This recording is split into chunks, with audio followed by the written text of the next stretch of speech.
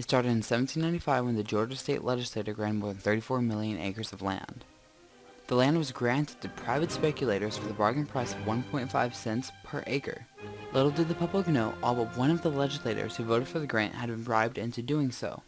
In 1796, a new state legislature repealed the fraudulent grant. The land that had been sold involved vast areas around the Yazoo River, what is now Alabama and Mississippi. In 1800, John Peck purchased 13,000 acres from the 1795 grant and sold to Robert Fletcher in 1803 for $3,000. When Fletcher discovered the sale of the land had been voided by state law, he brought a suit against Peck for damages, claiming that Peck had lied to him and promising he had a good title to the land. It turned out that the state of Georgia stole land from the Indians to sell for profit. Fletcher sued Peck for not legally owning the land, and the court case had begun.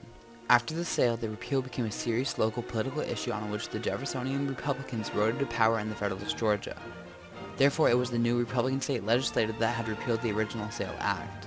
Chief Justice John Marshall used the contract clause to prove the 1796 Georgia Repeal Act unconstitutional. The contract clause states no state shall pass any ex post facto law or law impairing the obligation of contracts. On March 16, 1810, an almost unanimous decision was made. The court sided with John Peck.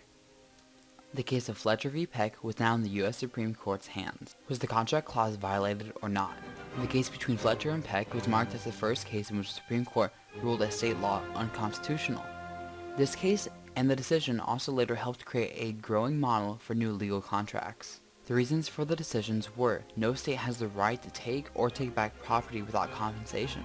Marshall backs this statement up in the 10th Amendment of the Constitution. Marshall also said the contract clause specifically prohibits the state from abridging contract obligations. A few more reasons for the decision included the sale cannot be overturned because of fraud, the court would not look at motives of legislation, especially in a case where the state is not a party. Also, nothing in the state constitution prohibited the sale in 1795 of land to Peck. The significance of the case was that the court had found a constitutional shield for vested rights, and by expanding the protection offered by the contract clause, the court invited more cases to be brought before the judiciary, expanding more opportunities for judicial review against state legislation. A few more significant points the case brought up was that this was the first case in which the Supreme Court ruled a state law unconstitutional, and this helped grow a precedent for the sanctity of legal contracts and hinted that Native Americans did not hold title to their own lands.